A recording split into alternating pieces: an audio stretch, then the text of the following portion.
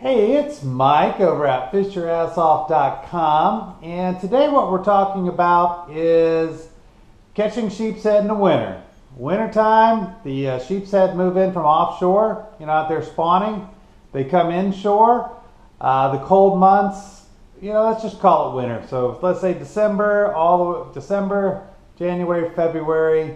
They're here in March, but they're here in November too. But let's just call it winter. So they really come in a lot of with a lot of numbers in the winter months, and they're just going to focus on structure. These are the first fish I ever caught.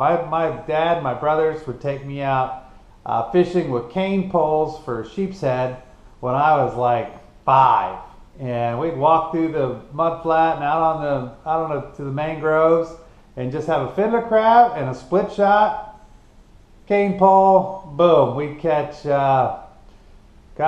sheepshead, we'd catch mangrove snapper, catch black drum that way. Yeah, all those different fish right there, just on a cane pole. Fun way to catch them. But that's not what we're going to talk about. We're going to talk about catching them with real rods and reels, so don't worry. But all right, let's just go ahead and talk about it. Okay, winter sheepshead fishing. So like I said, they move inshore in the wintertime. So basically, I'm in Florida. I'm talking in Florida here, but I think it's basically everywhere around the Gulf Coast and up the East Coast, just a smidge wherever they are. So they move inshore in any kind of numbers, and you can find them everywhere. You can find them out on the grass flats. You can find them in the inlets. Any oyster bars are going to have them. Mangroves. They eat the barnacles and stuff off the roots, and the oysters. Same with the docks, same with bridge pilings. So all of these places, just think about what they're eating. They're trying to eat these little crustaceans, invertebrates and stuff is really what they like. So, where can you find those things? Well, you can find them in all these places, and that's where they're going to be cruising. You'll see them out in the middle of the flats. A lot of times, but for the most part you want to focus on the rocks around the inlets and the points of the inlets. Oyster bars, the structure there, especially the cuts in between them, and they'll tail just like a redfish will, so you'll see their tail out of the water. You can actually sight fish for them in shallow water around there. Well, you can sight fish for them in all these places actually, if you can see them. Mangroves, they love being in tight to the mangrove roots too, so at high tide, fish those mangrove roots. You got to get your bait right up in there at the thing. Docks, docks of course have all that junk growing on the pilings. That's another great spot to see tons of them. Bridge pilings, whatever. I think you get the idea. If you can find structure, it doesn't matter what it is. It can be just some bricks or some crap that's in the water. They'll key on that if there's a bunch of crustaceans and things growing on that stuff. So just think structure. And as far as best baits go, I think it's real hard to beat a fiddler crab.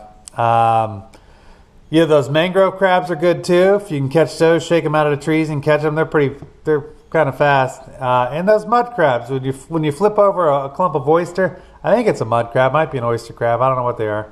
You flip over an oyster clump, there's always one crab underneath it seems like. Well, those are great baits. In fact, that's what they're doing in the oyster bars. They're just flipping over those clumps looking for those crabs and little shrimp that are hiding in there.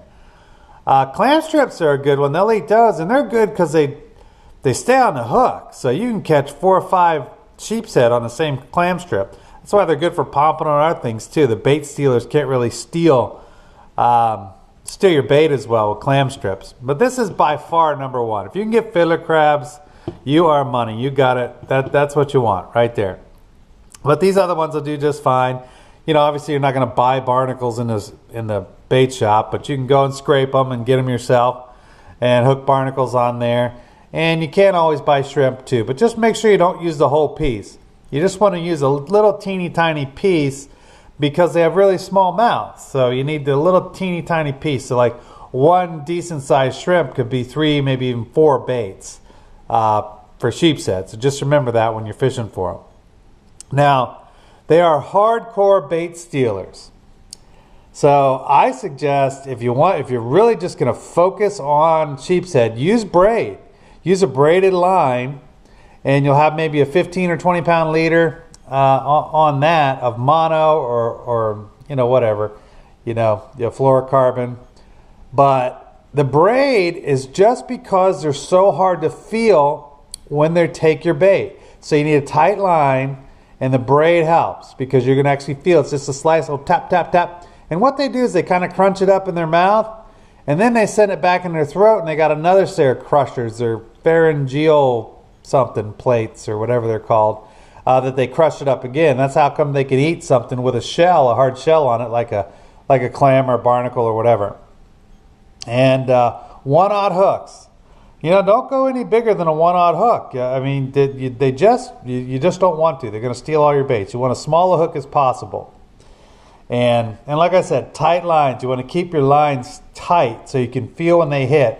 And just set on everything you feel because they're so good at stealing bait that you're like, oh, that just the current bumped that. It might have felt. No. Go in there and just set up every time you feel something you think is a hit, because a lot of times it's going to be a sheepshead.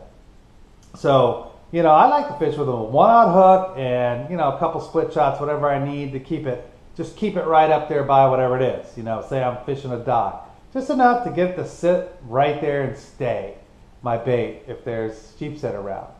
But you can also sight fish them. It's kind of fun, you know, when they're out on the flats. You just got to get ahead of them because usually they see you before you see them. But if they don't see it and you pitch out there, you'll catch them. They'll smell it, they'll go straight to it and catch them. But yeah, well, winter's a good time in Florida, especially where I am. I'm here on the Treasure Coast. You know, we get tons of, you know, a lot of things shut down this time of year. You know, the snook and everything don't like it when the water temperature gets below about 74 or whatever.